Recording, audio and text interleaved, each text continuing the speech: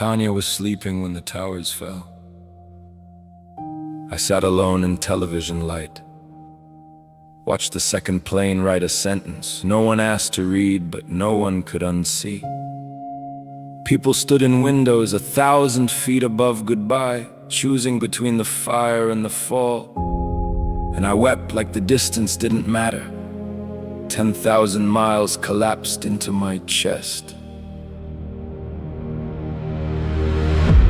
Then came the podium and the flags. Bush said evil, and I believed him. Not because I'd weighed the evidence, because the grief was real, so I assumed the story was. But a tragedy can be real, a response sincere, a narrative compelling, and the conclusion still be wrong. That's when the map started tearing in my hands.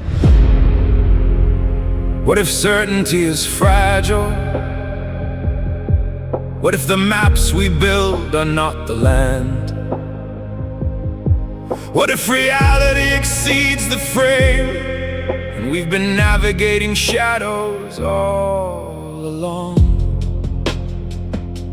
Iraq had no weapons, COVID had no consistency. Government spoke Monday truths that died by Friday, and anyone who questioned caught the label conspiracy, the trapdoor word designed to exile doubt.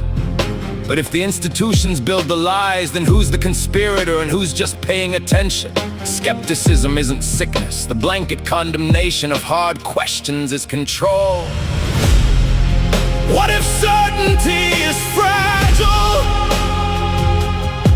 What if the maps we build are not the land?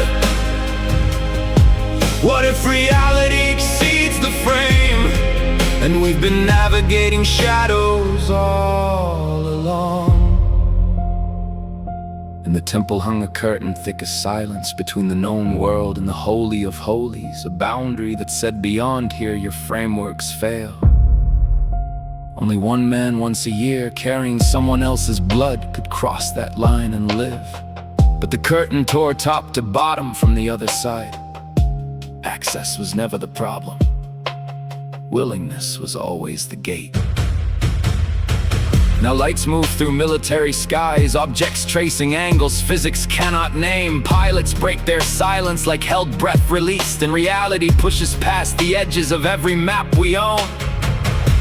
This isn't proof, it's encounter. Standing before what your categories cannot hold, admitting the old explanations are no longer enough. Kierkegaard called it the leap, and he was right to tremble.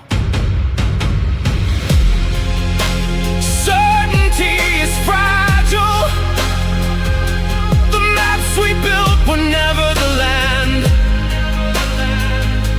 Reality has exceeded the frame, and we've been staring at shadows, calling them the plan.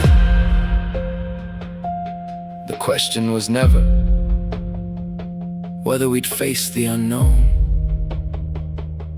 It was whether we'd meet it open or retreat behind a curtain